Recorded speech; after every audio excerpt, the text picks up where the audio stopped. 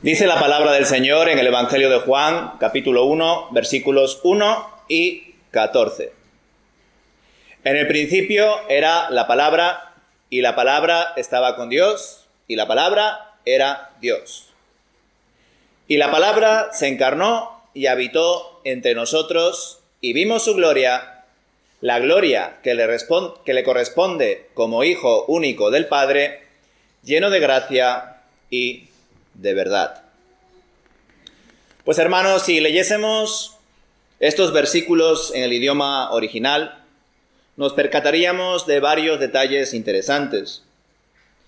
Pero empezando por el principio y sin deseos de alargarme mucho, os comparto que la expresión en el principio de Juan 1, versículo 1, al igual que sucede con Génesis 1, versículo 1, no se suele traducir de la forma más precisa en varias versiones de la Biblia.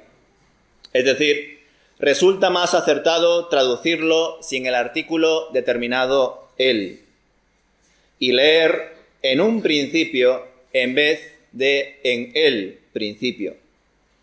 Y como digo, esto se aplica tanto para Génesis 1.1 como para Juan 1.1. Ciertamente con esta traducción, con un artículo indeterminado, el tiempo de la creación y el tiempo que se alude en Juan 1.1 queda como indefinido. Y eso nos genera incertidumbre, pues nos encanta a nosotros controlar las cosas y entre ellas controlar el tiempo, ¿verdad? Y desde luego, también, no solamente con la Navidad, pues ya estamos pensando en que se termina el año y eso muchas veces nos genera cierto estrés, preocupación, desilusión, porque nos gusta controlar el tiempo, ¿verdad? Tener un calendario, tener una cronología, tener una delimitación. Pero claro, cuando pensamos en Dios y en los tiempos de Dios que son distintos a nuestros tiempos, debemos comprender que a menudo vamos más allá de lo que comúnmente podemos imaginar y reflexionar al pensar en Dios. Ahora bien, hay varias cosas que podemos entender gracias a que el Señor mismo nos la muestra en su palabra. Por consiguiente, ordenando nuestras ideas a la luz de la palabra, podemos afirmar que antes del relato de la creación de Génesis, y antes incluso de la creación angelical, que no sabemos muy bien cuándo fue, estuvo en un principio de Juan 1.1. Este logos, esta palabra, este verbo. Pues como podemos leer en el versículo 3, todas las cosas fueron hechas por medio de la palabra, y sin ella nada de lo que ha sido hecho fue hecho. Y en consonancia con esto resulta particularmente interesante leer la profecía de Miqueas, capítulo 5, versículo 2, pues en ella sí se encuentra ese artículo determinado, el cual apuntaría al origen verdadero o primero, pero a la vez atemporal. Pues si no fuese así, el Señor sería una especie de creación, un semidios, una criatura creada por Dios, y eso resultaría una herejía en mayúsculas, hermanos. Él no tiene principio ni fin. Él es el alfa y la omega. Y así dice el profeta, hermanos, aquí en Miqueas capítulo 5, versículo 2, en la versión Biblia textual.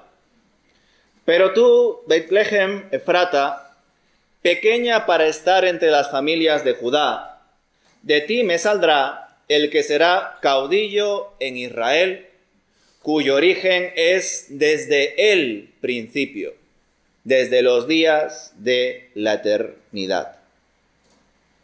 Al ver este texto en detalle, comprobamos por el énfasis de ese artículo que hay un antes a Génesis 1.1 y a Juan 1.1.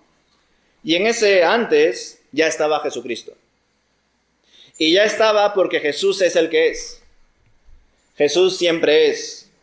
Nunca empezó a ser, ni nunca dejará de ser, porque Él es el gran yo soy. Siempre fue, siempre es. Y os enfatizo esto en este día, hermanos, en este culto especial de Navidad, porque a veces el ambiente festivo y la narrativa popular que nos rodea nos hace pensar en un Jesús meramente hombre, en una persona que nació, en un individuo bueno que fue escogido por Dios, enviado por Dios, bendecido por Dios, y todo esto claro que es así, no lo niego. Pero también debemos resaltar y sobre todo creer que Jesús, aparte de ser hombre, es Dios.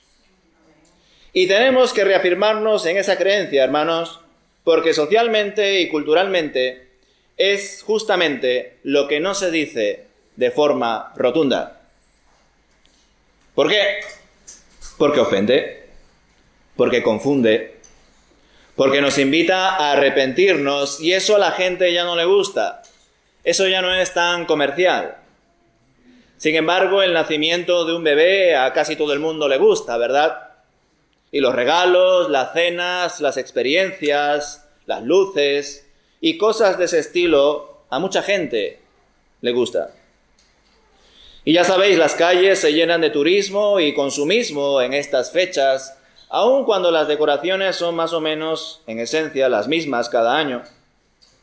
Pero lo tenemos asimilado como sociedad. Ahora bien, lo que no muchas personas tienen asimilado ni interiorizado es que Cristo Jesús es Dios, que en Él debemos creer, que a Él debemos seguirle, que debemos de ser como Él, y para ello debemos ser guiados por su Santo Espíritu y debemos conocer profundamente su santa palabra. Pues si no queremos conocer a Dios, en vano decimos que creemos en Él. Y ahí viene la pregunta, hermanos, ¿creemos de verdad en Él? ¿Creemos que Jesús es Dios y que no es una creación de Dios o una extensión de Dios? Pues recordad que es muy fácil decir creo en Dios, pero vivir cada día con esa creencia presente en nuestros corazones es algo muy distinto. Y lo dicho, para saber primero quién es Dios, debemos poner en práctica la fe que decimos tener, experimentar la comunión con los hermanos, pasar tiempo con el Señor en medio de la vida cotidiana, no solamente en estas fechas, y por supuesto, escudriñar la Biblia.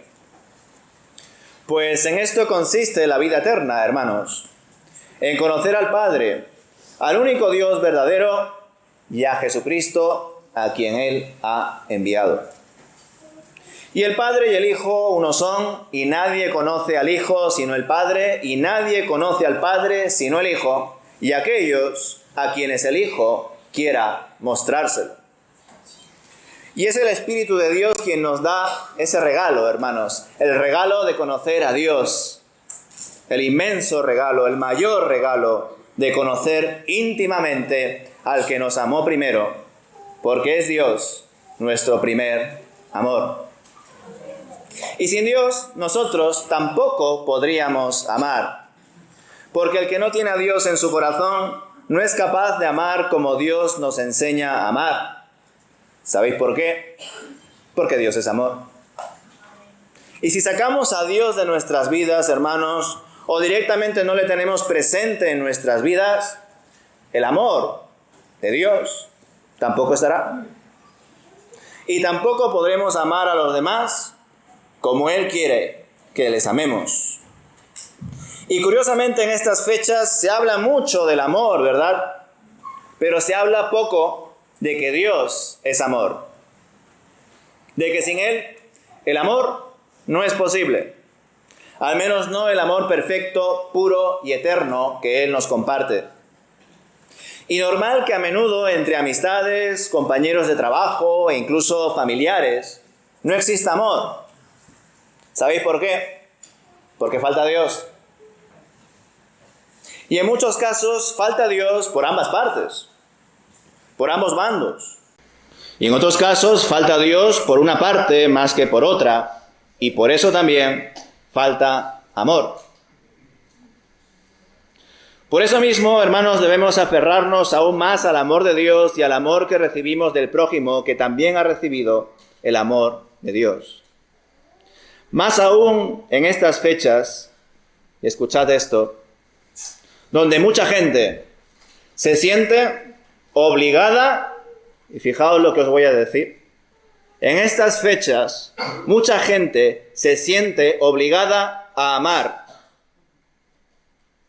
obligada a reunirse con gente que no ama, y en muchos casos con odio, resentimiento y otras cosas peores en su corazón que amor. Y estas fechas presiona a esa gente muchísimo. Y lo peor es que no solamente les presiona a amar, sino que les muestra que no pueden hacerlo de verdad porque no tienen a Dios en su corazón. No pueden hacerlo porque no le tienen a Él. Y Él es amor. Es por eso, hermanos, que los que conocemos a Dios, o los que tengamos más o menos una relación estable con Él, o lo intentamos, ¿verdad?, cada día, cada año que pasa, aún con nuestros errores, y Él nos perdona una y otra vez. Es por ello, hermanos, que nosotros, los que creemos en Dios, los que tenemos una relación con Dios, debemos esforzarnos por conocer a Dios y amarle por encima de todas las cosas. Y asimismo nos lo ha mandado Él, ¿verdad?, que le amemos por encima de todo y que también nos amemos los unos a los otros, como Él nos ha amado. Además, no solo nos ha dado ese mandamiento, sino que primero nos ha dado a su único Hijo, a su Hijo amado. ¿Y sabéis por qué? Porque era la única manera en que podríamos conocer en profundidad el amor de Dios. Dios Padre ha enviado a Dios Hijo para que podamos conocerle, para que podamos experimentar el amor, y Jesucristo fue enviado como el amor en mayúsculas, cubierto de carne. Por eso podríamos decir que en Cristo Jesús no solo Dios se hizo carne, como hemos leído en el versículo 14 de Juan capítulo 1, y que habitó entre nosotros, sino que el mismísimo amor se hizo carne en Cristo Jesús. Y ese amor encarnado habitó entre nosotros y nos mostró cómo debemos de amar. Porque Dios es amor. Él, siendo amor hecho carne, cumplió con toda su misión, con todo su cometido. Ya sabéis, Filipenses capítulo 2, como buen hijo, fue obediente al Padre hasta la muerte y muerte de cruz. Resucitó luego al tercer día y tiempo después ascendió a la diestra de Dios. Y cuando hizo todo eso, Él nos dio el regalo de su Santo Espíritu. El Espíritu de Dios, que también podríamos decir que es el Espíritu del amor que habita en todos aquellos que en Él creen. Jesucristo es Dios, hermanos. Tenedlo siempre presente, porque a esta sociedad solamente le gusta el Belén, solamente le gustan las comidas fraternales, las salidas, los viajes, las vacaciones, las luces y todas estas cosas. Pero entender y creer y declarar que Jesús es Dios, eso a la gente no le gusta. Menos aún si dices que Jesús es el único Dios verdadero, Señor y Salvador de nuestras vidas. Y de la tuya también, si crees en Él y te arrepientes. Por eso, hermanos, tenedlo presente en estas fechas. Y en base a esa fe, en base a esta declaración de que Jesús es Dios, construid vuestras vidas. Experimentad el amor de Dios y ponerlo en práctica con los demás. Que ojalá el Señor nos siga ayudando cada día a conocer más y más de su precioso amor. Porque solo de esa manera nos podremos amar correctamente. Y cuando estamos enamorados de Dios, hermanos, cuando estamos centrados en Él, encantados con Él, es ahí cuando aquello que Dios ama a nosotros también nos resulta atractivo de amar. Y aquello que Dios odia, a nosotros también nos produce rechazo. Qué bueno ver que en Él encontramos ese propósito, hermanos, y que Él nos perdona por arrepentirnos una y otra vez, acercarnos a Él con fe, y que con ello incluso también aprendemos a perdonar a los que se arrepienten de daños que nos han podido realizar y que nos piden perdón por ello. Pero para ello, primero debemos tener al Señor en nuestras vidas y ojalá el Señor también esté en la vida de los demás.